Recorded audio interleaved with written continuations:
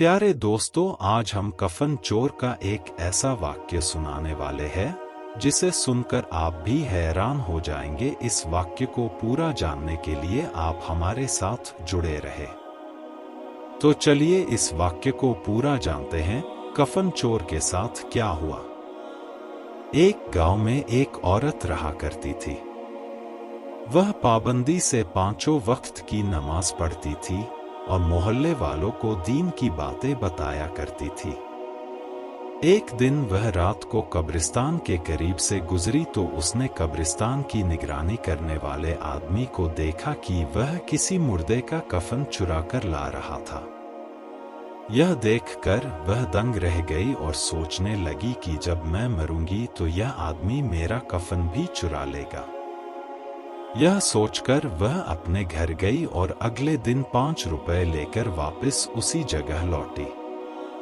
उसने कब्रिस्तान की निगरानी करने वाले आदमी को 5 रुपए देते हुए कहने लगी कि देखो, यह रुपए रख लो और मेरे मरने के बाद मेरा कफन मत चुराना। यह सुनकर वह आदमी चौंक गया और बड़ा शर्मिंदा हुआ कि उसका पर्दाफाश हो गया।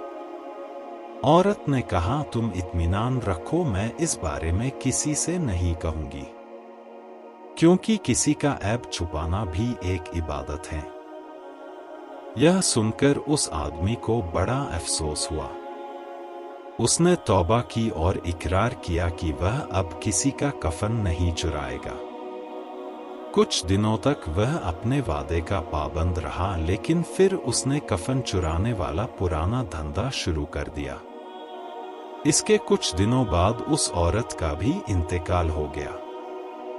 लोग जब उसे दफन करके कब्रिस्तान से चले गए तब रात को वही कब्रिस्तान की निगरानी करने वाला आदमी उस औरत की कब्र की ओर आया और आकर सोचने लगा कि इस औरत का कफन निकालूं या न निकालूं।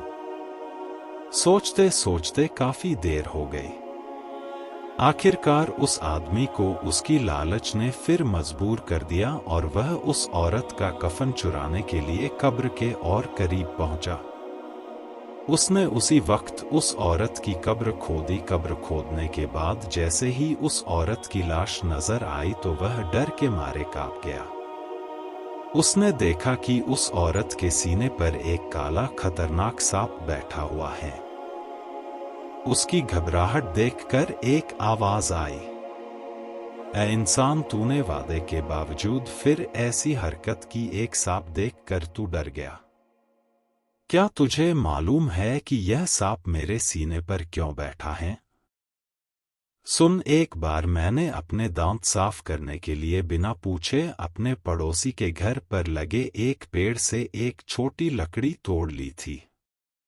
जिंदगी में कभी यह ख्याल भी न आया कि यह भी कोई गुनाह है, लेकिन आज उस चोरी की मुझे यह सजा मिल रही है। जरा तुम सोचो, तुमने अपनी जिंदगी में न जाने कितनी चोरियां की हैं। तुम्हारा क्या हाल होगा? इतना सुनते ही उसने उस औरत की कब्र बंद कर दी और सच्चे दिल से अपने गुनाहों से तौबा कर ली। आज हम भी कुछ चीजों को मामूली गुनाह समझकर उसे कर लेते हैं और उसका एहसास भी नहीं करते कि हमने कुछ गलत किया है। आज का मुसलमान गीबत कर रहा है, बेवजह नमाज छोड़ रहा है, लड़ाई झगड़े कर रहा है, दीन की बातें कम, फिल्मों गानों की बातें ज्यादा कर रहा है। आज की पीढ़ी यह सोचती है कि गुनाह कर लेते हैं, जब हिसाब होगा तब देखा जाएगा, और उसे मजाक में ले लेते हैं। आज हमें बड़े से बड़ा गुनाह करने पर रद्दी भर भी अफसोस नहीं होता, तो फिर कब्र में हमारा क्या होगा, ये सोचने वाली बात है। बहरहाल अल्लाह से हर वक्त अपने किए गुनाहों की माफ़ी मांगे और कोई भी गुनाह चाहे छोटा हो या बड़ा वह करने से बचो।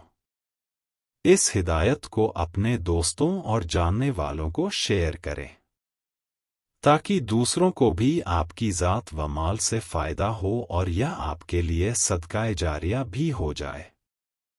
क्या पता अल्लाह ताला को हमारी ये अदा पसंद आ जाए और जन्नत में जाने वालों में शुमार कर दे। अल्लाह ताला हमें इल्म सीखने और उसे दूसरों तक पहुंचाने की तौफीक अता फरमाए। आमीन।